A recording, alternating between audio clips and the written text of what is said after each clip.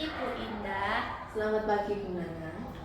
Hari ini saya ingin melakukan wawancara terkait tugas PPG saya, yaitu wawancara mengenai eksplorasi permasalahan yang ada di sekolah. Silakan. Yang pertama nih Bu, saya ingin menanyakan terkait kegiatan pembelajaran yang ada di sekolah. Seringkali kan dalam proses kegiatan pembelajaran itu ada yang namanya RPP. Oh ya. Nah, tapi dalam proses pembelajarannya itu seringkali antara RPP dengan pelaksanaan itu ada perbedaan. Menurut Ibu, apa permasalahan yang menyebabkan perbedaan dalam proses pelaksanaan pembelajaran dengan rencana pembelajaran itu sendiri? Oke. Sering terjadi perbedaan antara pembelajaran dan rencana pembelajaran karena sebagian guru sering belum memahami tentang RPP yang telah mereka buat. Dan biasanya mereka itu seringnya itu RPP mengambil langsung dari hasil downloadan, jadi mereka tidak menguasai materinya atau media yang ada di RPP itu sendiri tidak bisa diterapkan di sekolah mereka. Selain itu biasanya guru kurang memanajemen waktu. Biasanya yang diterapkan di RPP itu memanajemen waktunya sudah ditentukan, tetapi pada waktu di lapangannya, pada waktu di kelasnya tidak sesuai dengan RPP-nya. Kadang kelebihan atau Iya, kurang. betul. Kadang kan siswanya ada yang ini belum paham, harus diulangi lagi, sedangkan di RPP-nya sendiri waktunya tidak sesuai, seperti itu. Nah, kalau menurut Ibu permasalahan yang demikian itu, menurut pengalaman Ibu, bagaimana menyelesaikan permasalahan tersebut? Oh ya, alangkah lebih baiknya sebenarnya guru itu membuat RPP-nya sendiri dengan media yang tersedia di sekolahannya sendiri dan disesuaikan dengan karakter peserta didiknya yang ada di sekolah mereka, gitu. Selain mengenai RPP nih Bu, dalam ini yang sering kita temui itu dalam hal evaluasi dan penilaian. Kita masih banyak menemui itu penilaiannya itu cenderung berfokus pada penilaian kognitif. Untuk penilaian afektif dan psikomotornya itu belum dilaksanakan secara maksimal oleh Bapak Ibu guru. Menurut Ibu, apa yang menyebabkan penilaian afektif dan psikomotornya itu belum dieksplorasi secara maksimal? Ya, karena biasanya guru sudah terbiasa ya dengan hanya melakukan penilaian kognitif saja. Jadi yang menurut mereka muncul atau nampak yang penting dinilai itu kognitif, sedangkan afektifnya saat prosesnya itu biasanya guru tidak mengamati secara langsung. Ada juga yang tidak membuat penilaiannya juga afektif itu. Jadi guru itu biasanya hanya menilai dari unsur kognitifnya saja, karena mungkin kebanyakan guru tidak memiliki lembar tersendiri penilaian afektif dan psikomotorik untuk siswanya. Kalau menurut Ibu, bagaimana cara guru agar lebih nggak cuma berfokus pada penilaian kognitif tapi juga afektif dan psikomotor dalam pembelajaran? Sebenarnya guru bisa mempersiapkan lebih dahulu penilaian afektif dan psikomotorik yang sesuai dengan materi yang akan mereka ajarkan. Jadi seandainya kalau ini pelajarannya matematika, mungkin mereka bisa menyiapkan seperti apa dulu materi penilaian afektifnya. Masih terkait tentang pembelajaran, proses pembelajaran. Sering kita temui dalam kegiatan pembelajaran itu siswanya kurang aktif. Oh ya. Guru itu ketika memberikan pertanyaan, siswanya tidak memberikan feedback, cuma diam saja. Menurut Ibu, apa yang menyebabkan siswa kurang aktif dalam proses pembelajaran? Oh ya, itu sering terjadi ya. Itu biasanya kalau seperti itu terjadi itu karena pembelajarannya terpusat terpusat pada guru. Jadi gurulah yang aktif, guru yang banyak menerangkan dan siswanya hanya melihat saja. Jadi siswa itu kurang aktif dalam pembelajaran. Selain itu biasanya mungkin metode yang digunakan itu cenderung berpusat pada guru. Jadi kurang melibatkan siswa, jadi siswa tidak aktif dalam pembelajaran. Selain itu banyak juga siswanya itu Bu Hesti, siswanya itu cenderung pemalu. Jadi mereka itu kalau ditanya ya sudah paham, sudah mengerti, sudah. Ini bisa, tetapi pada kenyataannya nanti saat mengerjakan dia mengalami kendala kesulitan. Karena di situ kadang guru tidak menyadari, oh ini pembelajaran masih terpusat pada saya toh. Oh siswanya belum aktif toh. Lah itu gurunya belum menyadari.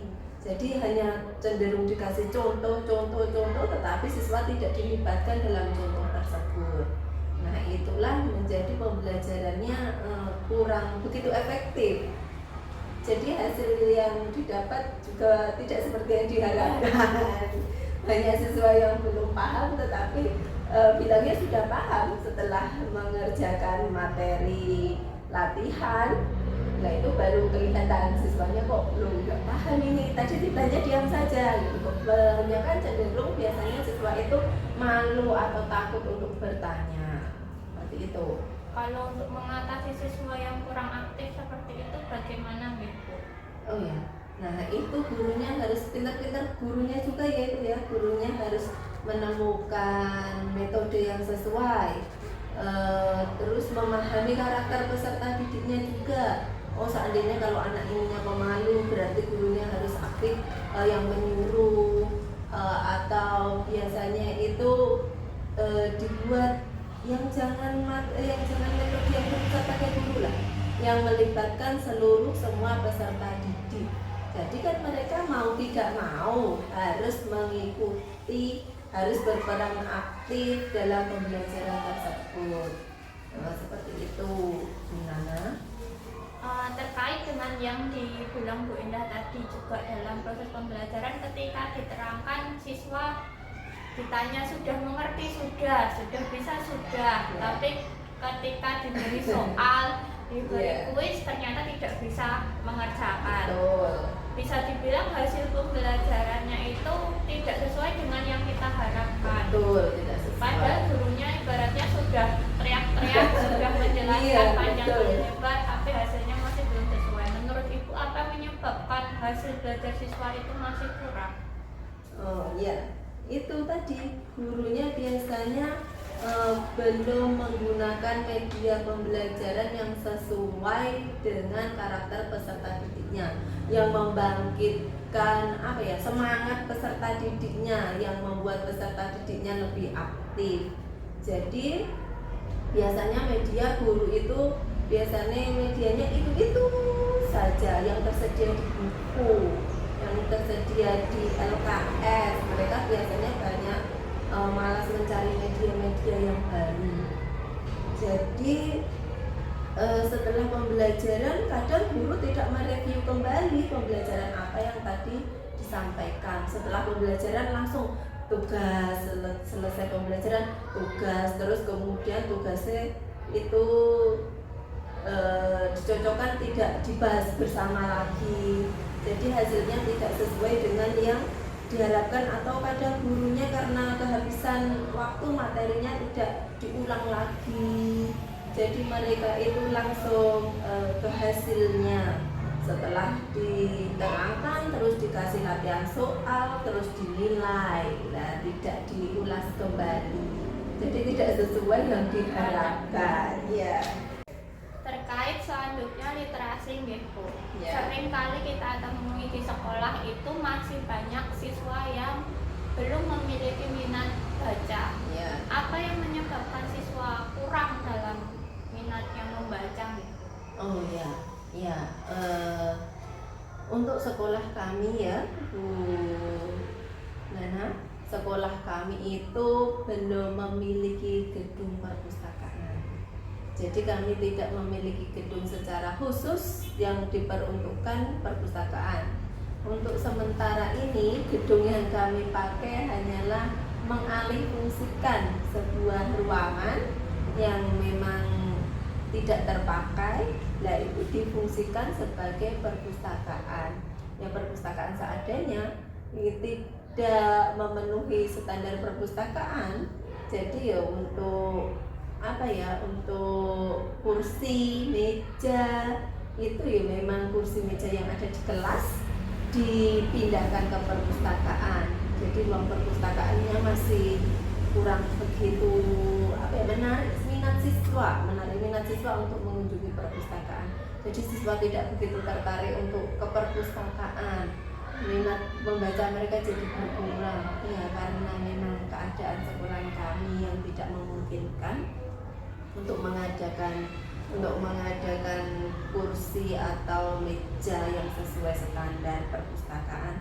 Selain itu juga tidak ada guru penjaga perpustakaannya, jadi juga bergantian guru yang menjaga perpustakaan. Jadi kadang siswa ingin ke perpustakaan, gurunya tidak ada karena gurunya sudah penuh untuk mengajar semuanya. Selain itu di sekolah kami buku-buku yang ada di perpustakaan juga belum lengkap, hanya masih sisa-sisa dari tahun-tahun dulu, dari tahun-tahun 80-an itu ya buku-buku seperti itu udah banyak yang rusak juga. Dan yang kebetulan buku-buku yang baru kemarin musim penghujan kemarin sekolah kami terkena banjir. Nah, banjir itu masuk ke perpustakaan, sudah ruangannya itu tidak memenuhi standar, kena banjir, terus bukunya banyak yang rusak, terendam banjir pada waktu itu. Jadi bukunya banyak yang tidak dapat difungsikan lagi. Jadi semakin berkurang koleksi buku kami. Selain itu untuk siswanya di kelas itu juga belum ada seperti sudut baca, pojok baca yang disediakan oleh ruang kelasnya mereka masing-masing. Jadi kadang ruang baca hanya dikasih kursi dan meja 2, itu aja, hanya dikasih buku ya, itu aja bukunya, dan belum diganti secara berjangka ya. Maksudnya secara 1 minggu diganti seperti itu belum dilaksanakan dengan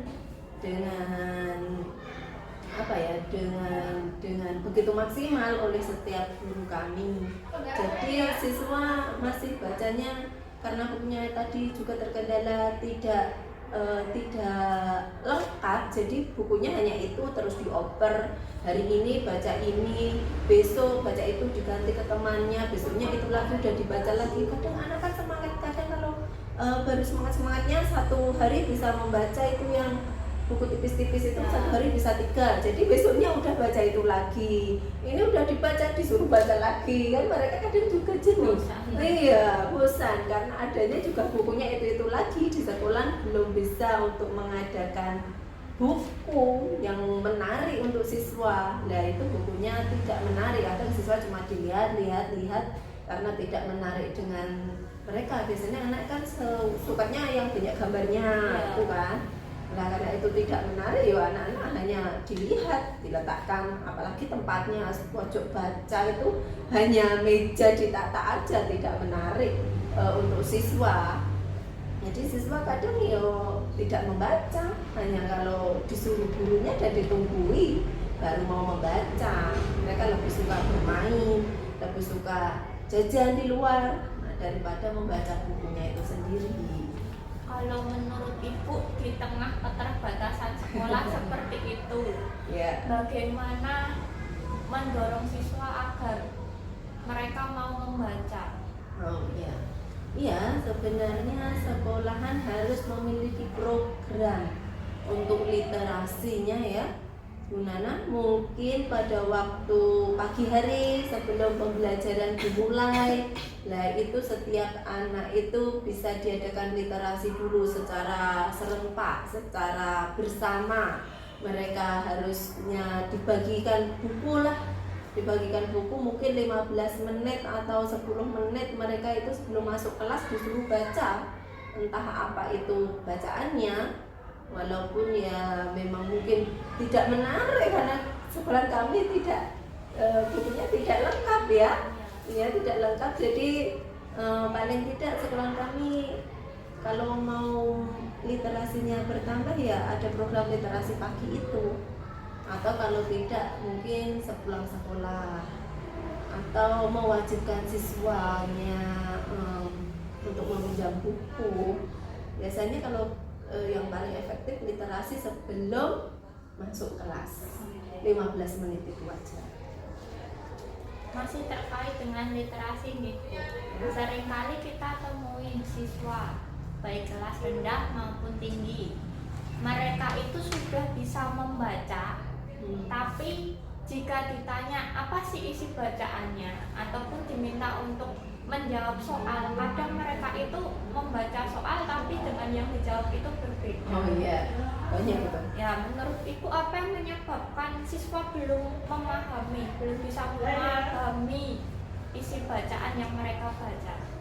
Iya, kadang siswa itu terlebih itu untuk kelas rendah ya, untuk kelas rendah itu kadang mereka baca hanya sekedar membaca, tetapi mereka tidak memahami isi bacaannya, karena kadang mereka itu modelnya sekarang itu kan untuk anak kan pengen bisa maca, bisa baca, tetapi mereka tidak dilatih untuk apa sih isinya, apa sih maksud bacaannya, karena mereka tidak memahami isinya, tidak mengerti isinya. Jadi kadang siswa itu menjawab pertanyaan juga mengalami kesulitan karena tidak memahami isinya. Kadang siswa juga penting baca selesai membaca sekilas saja tanpa memahami arti atau maksud makna dari bacaan seperti itu. Karena kebanyakan orang tua itu taunya anaknya, orang tua dan guru, karena kebanyakan taunya, pahamnya anaknya sudah baca tanpa mereka itu mengetahui ini pahamlah maksudnya apa yang dibaca, yang maknanya apa yang dibaca. Mereka tidak menanyakan, jadi kadang perintahnya baca, setelah itu mereka tidak menanyakan kembali apa tadi yang dibaca, apa maknanya, terus dapat apa tadi yang dibaca. Jadi siswa ya terbiasa cuma membaca tanpa memahami isi dari bacaan. Jadi mereka kadang membaca tetapi tidak paham, saat pengerjaannya juga tidak bisa maksimal juga. Tuh. Kalau menurut Ibu bagaimana agar siswa itu dapat memahami bacaan yang mereka baca? Oh ya, ini juga faktor pembiasaan juga ya. Jadi kalau agar siswa itu memahami apa yang dibaca, apa yang diinginkan setelah dibaca, alangkah lebih baiknya siswa itu mengulangi lagi materinya, mungkin mengulang apa yang dibaca lagi dengan ditanyakan isi, makna, arti dari apa yang dibaca mereka. Alangkah lebih baiknya setelah dibaca itu coba diceritakan kembali apa yang sudah dibaca tadi, seperti siapa pelakunya. Nah kalau kelas rendah kan seperti itu, siapa yang tadi ada yang dicerita, ada siapa saja, terus ceritanya bagaimana. Nah kalau dibiasakan seperti itu kan siswa terbiasa berpikir apa tadi yang saya baca. Nah jadi mereka tidak hanya membaca sekilas ya, jadi mereka juga secara tidak langsung mereka akan berpikir makna dari bacaannya itu sendiri gitu. Selanjutnya Bu, ini terkait juga masih dengan numerasi. Seringkali kita itu sudah menjelaskan suatu materi khususnya bagian numerasi itu, tapi ketika tadi diberi soal siswanya masih tidak bisa, khususnya pada kemampuan numerasi kan sering kita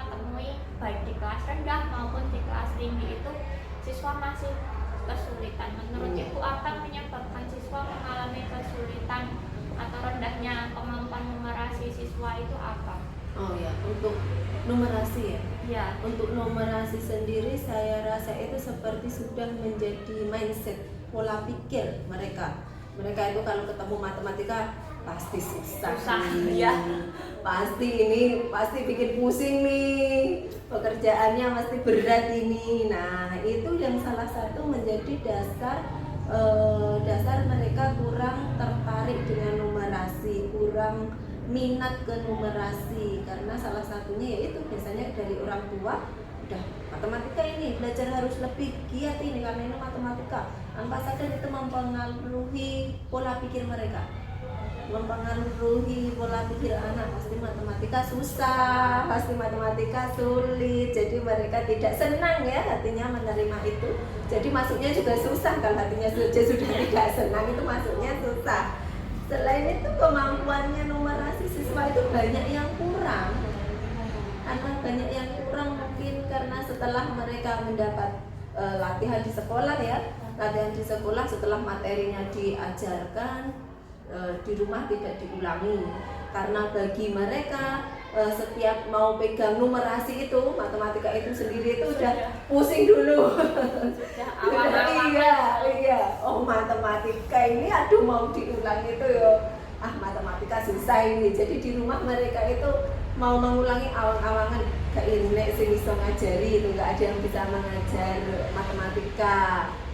Karena baginya matematika itu susah. Jadi anak itu kadang sudah males duluan kalau ketemu nanti belajarnya matematika, besok ulangan matematika, sudah tidak ada minat karena takut dulu itu. Selain itu mungkin anak-anak itu kan matematika itu harus harus banyak berlatih lah, harus banyak berlatih soal, harus banyak diulang-ulang lagi agar mereka terbiasa. Nah, mungkin kalau di kelas mungkin hanya contohnya 1-2, dan banyak juga yang matematika di kelas 1-2 contoh tanpa melibatkan siswanya.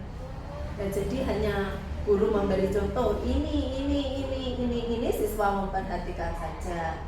Jadi latihan soalnya masih kurang, sehingga kemampuan numerasi siswa tetap masih rendah. Itu yang mengakibatkan siswa kelihatannya nih ya, siswa masih kalau kemampuan numerasi ini masih rendah gitu. Jadi karena kurangnya latihan soal, materinya di rumah tidak diulang karena sudah takut tadi, terus tidak ada minat karena baginya susah matematika itu.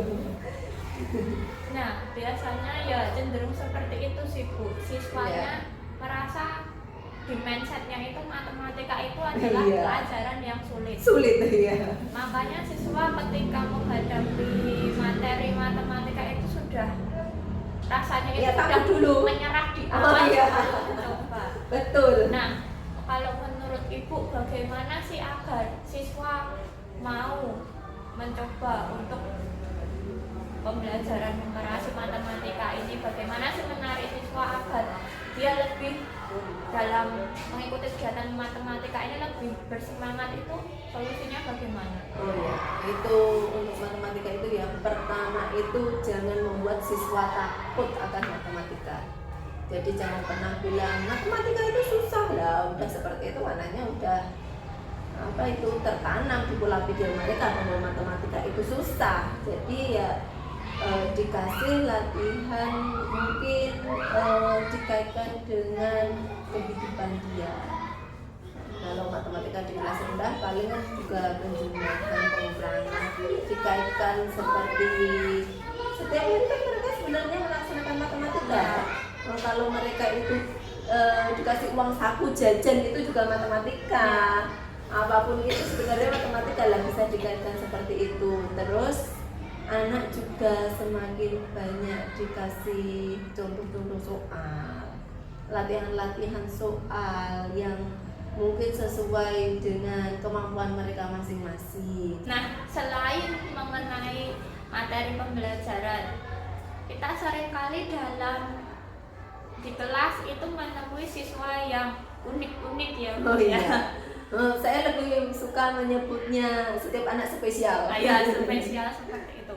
Nah kalau di kelas saya nggih, itu ada satu anak yang satu itu diamnya minta ampun. Oh, iya. Kalau diajak ngomong itu tidak menjawab sama sekali.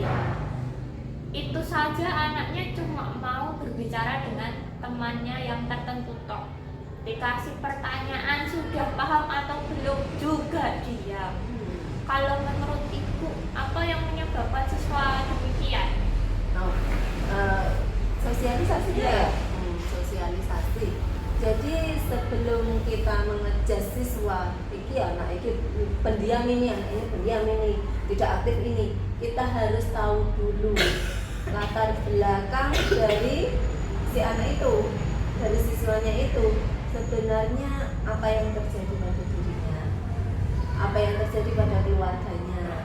Kebanyakan seperti di sekolah kami itu ya, ada yang kemarin itu kelas saya sendiri itu kemarin itu juga anaknya pendiam, disuruh main sama temannya tidak mau, disuruh sosialisasi itu juga tidak mau, malah di kelas istirahat juga di kelas. Setelah ditanya ternyata terjadi perceraian orang tuanya, dia ikut simbahnya, terus orang tuanya tidak ada yang tidak ada yang memperhatikan dia, jadinya anaknya seperti tertekan. Nah, jadi anaknya tidak bisa bersosialisasi. Jadi itu mungkin yang mempengaruhi dia menjadi pendiam ataupun pemalu.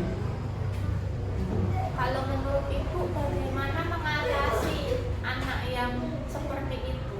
Bagaimana agar dia itu mau bersosialisasi dengan teman, bahkan dengan guru? Kita harus ada pendekatan secara personal dengan si anak. Kita dekati, kita tanya secara pelan-pelan, kenapa tidak mau bermain sama temannya, ada apa, atau temannya ada yang nakal atau apa. Jadi kita tahu sumber akar permasalahannya dulu, jadi kita bisa menentukan langkah selanjutnya. Jadi kita menganalisa dulu masalah pokoknya itu di mana gitu.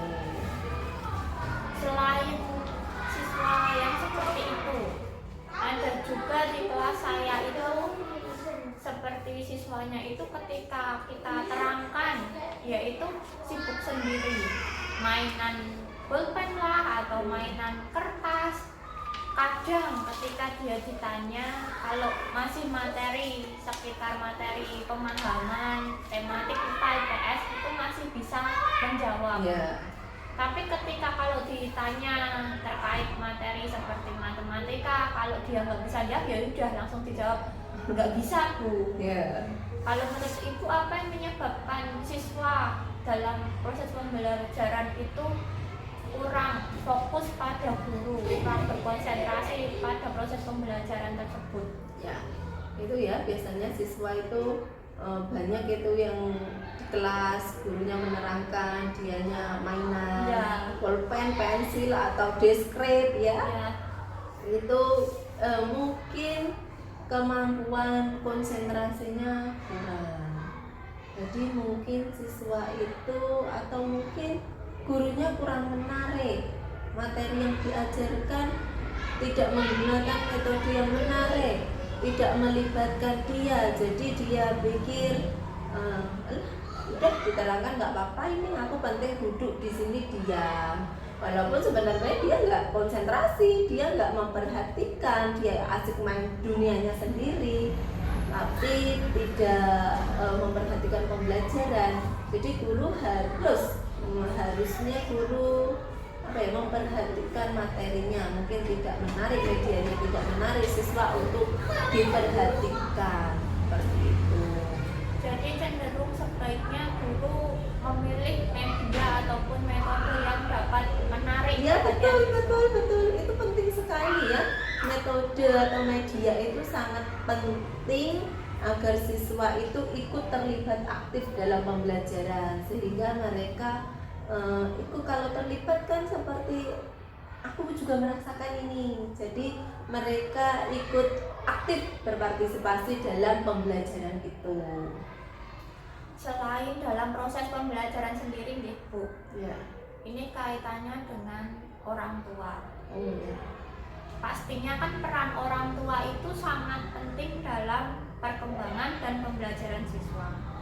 Namun seringkali kita temui orang tua itu sulit diajak berkomunikasi. Betul. Terlebih dalam kaitannya ketika kita ingin mengkomunikasikan hasil belajar siswa ataupun perkembangan siswa. Menurut Ibu, apa yang menyebabkan sulitnya komunikasi antara guru dan orang tua tersebut? Oh ya, betul.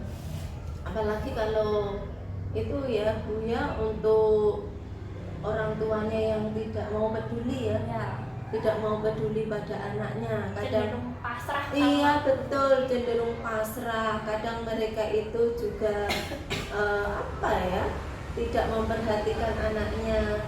Kadang banyak orang tua yang di sekolah kami itu banyak orang tua yang kerjanya di luar kota, bahkan di luar negeri. Jadi anaknya itu bersama dengan simbahnya.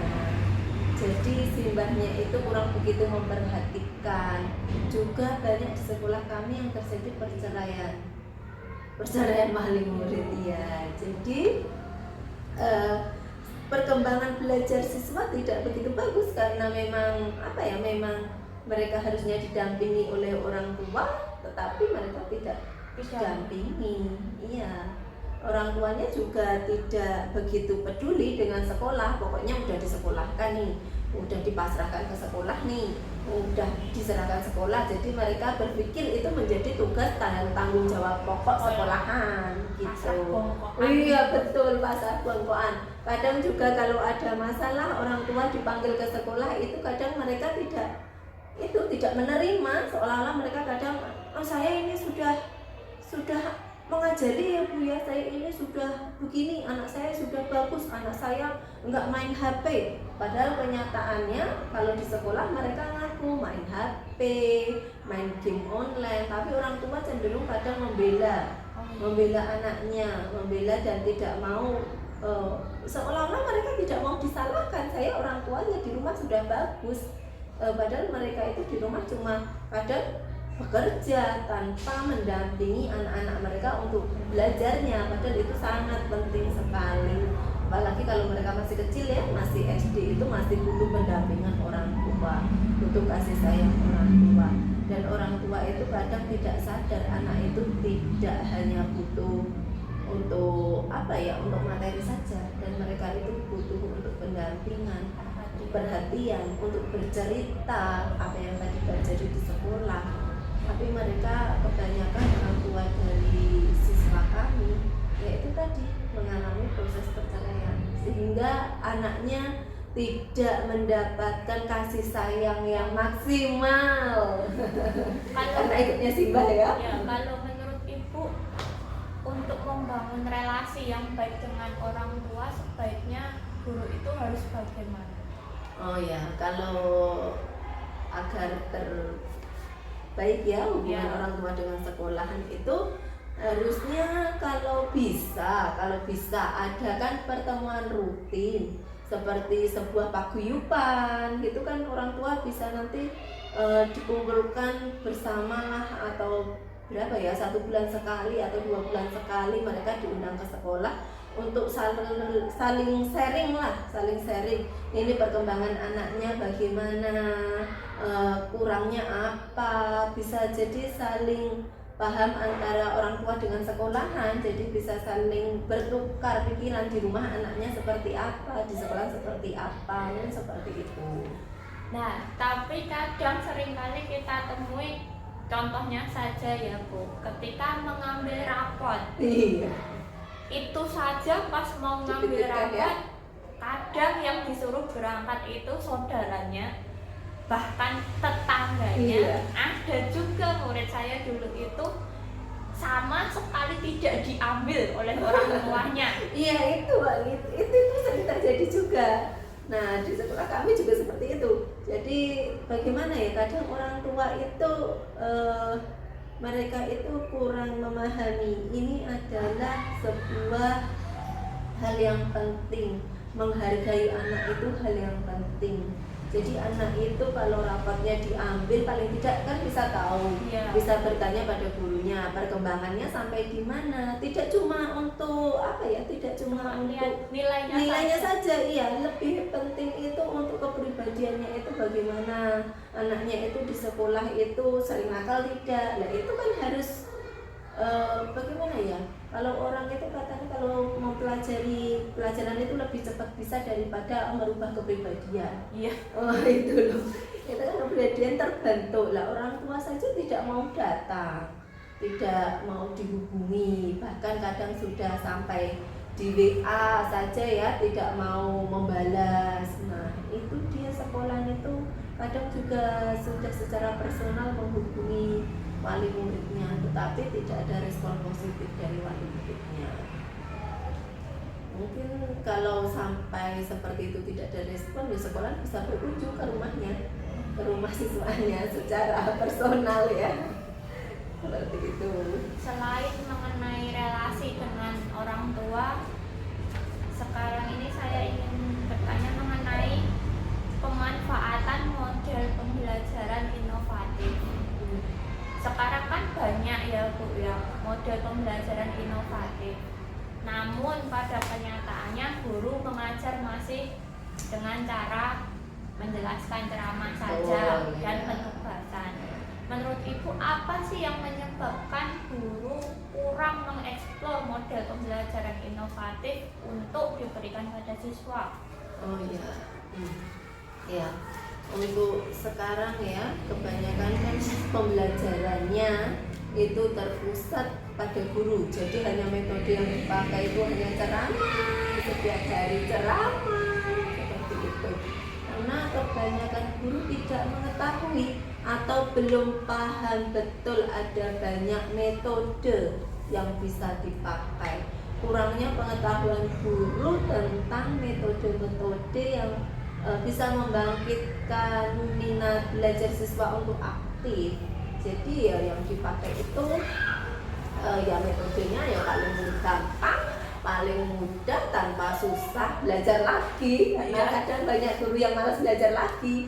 Itu ya metode ceramah itu tadi, karena guru kebanyakan belum paham metode apa ini yang diterapkan yang sesuai dengan pelajaran ini. Terus guru juga kadang juga minat belajar tentang metode-metode yang baru itu ya, itu sedikit sekali, masih minim untuk menggunakan metode-metode yang baru yang membangkitkan semangat siswa. Kadang mereka kalau ditanya, Bu, nggak pakai metode ini, apa tuh itu metodenya, dan mereka itu tidak ingin mencari tahu, jadi kurang paham lah tentang metode yang baru. Kalau menurut Ibu bagaimana agar guru mau belajar metode-metode inovatif yang baru dan mau menerapkan dalam kegiatan pembelajaran? Oh ya, untuk itu ya, biar guru itu mau dan tertarik dengan media pembelajaran yang baru, mungkin pada waktu saat ada pertemuan guru itu loh, KKG ya, kalau guru SD itu ada KKG, guru itu bisa saling berbagi atau paling tidak mempraktikkan lah ini metode ini yang baru ini apa. Jadi mereka bisa sedikit-sedikit menguasai metode-metode yang baru. Apalagi untuk guru-guru yang maaf ini ya, yang sudah tua, itu kan mereka itu kadang apa tahu ini susah, ini pasti ini metode baru saya nggak tahu, tahunya cuma ceramah lah. Saat pertemuan guru seperti itu, saat KKG seperti itu, mungkin bisa didatangkan yang guru ahli metode yang bisa membantu mereka mengetahui metode apa yang cocok untuk pembelajaran seperti itu. Menurut Ibu apa yang menyebabkan guru kurang melihat karakteristik siswa dalam pemilihan model pembelajaran? Oh ya, itu menurut saya guru itu cenderung tidak mengidentifikasi dulu karakteristik siswanya ya. Jadi gurunya ini cara mengajar ini seandainya tahun ini di kelas 3, kemarin juga di kelas 3. Ya gurunya pikir sama saja. Oh, disamakan. Iya, disamakan saja, tidak mengetahui ini karakteristik siswanya berbeda-beda. Jadi ya sama saja tanpa mereka mengetahui karakteristik siswa, model pembelajarannya juga sama, caranya juga sama. Seperti itu gurunya. Jadinya model yang dipakai juga itu saja yang mungkin tidak sesuai dengan karakteristik siswa antara tahun ini dan tahun kemarin, antara mata pelajaran matematika dengan pelajaran bahasa Indonesia. Mereka tanpa mengidentifikasi karakteristik siswanya ya udah diajarkan gitu aja. Kalau menurut Ibu bagaimana agar guru itu terdorong untuk penerapan model pembelajaran itu juga harus mementingkan karakteristik siswa? Ya, bagi kami ya, harusnya guru itu mengetahui dulu karakteristik siswanya itu seperti apa, siswanya itu sudah pandainya seberapa. Lah barulah ditentukan metode dan gaya mengajarnya seperti apa, seperti itu. Ya, selanjutnya adalah ini materi topik yang sering kali membuat guru bingung. Iya. Pembelajaran berbasis HOTS kan sudah digadang-gadang supaya guru itu memberikan pembelajaran berbasis HOTS dan soal pun juga berbasis HOTS. Sedangkan dalam pelaksanaan pembelajaran saja guru itu kadang masih banyak ditemui pembelajarannya itu belum mengaitkan ke HOTS. Apa yang menyebabkan proses pembelajaran itu belum mengarah ke HOTS? Untuk HOTS sendiri ya, guru itu sebenarnya masih kesulitan untuk menentukan atau membuat soal-soal HOTS sendiri. Jadi kalau guru saja masih kesulitan ini soalnya HOTS yang mana, yang bukan HOTS yang mana, mereka memberikan ke siswanya juga yang masih mengalami kendala. Selain itu anak-anak masih belum terbiasa untuk soal-soal HOTS ya. Bagi mereka soal HOTS itu masih sangat tinggi, masih mengalami kesulitan untuk mengerjakan soal-soal HOTS itu karena gurunya juga belum begitu memahami tentang soal HOTS. Nah, bagaimana mendorong guru untuk mau belajar yang namanya pembelajaran berbasis HOTS seperti itu? Ya. Untuk mendorongnya sebenarnya gurunya bisa melatih dirinya untuk terbiasa menggunakan HOTS, memakai HOTS dalam pembelajaran baik literasi maupun numerasi ya. Mereka harus mengaitkan soal-soal HOTS itu dalam pembelajaran agar mereka terbiasa dan anaknya juga terbiasa untuk mengerjakan soal HOTS itu. Selain mengenai materi HOTS nih Bu, seringkali kita temui, bahkan saya juga menemui di kelas saya sendiri, kelas 5. Siswa itu saya pikir sudah punya dasar matematika yang baik, soalnya kan sudah di kelas 5. Iya. Makanya saya berani memberikan materi yang harusnya diberikan di kelas 5, khususnya matematika. Ternyata ketika saya cross check siswanya itu tuh ditanya mengenai pengurangan, terus mengenai perkalian bersusun, mereka itu ternyata masih salah dalam proses pengerjaannya.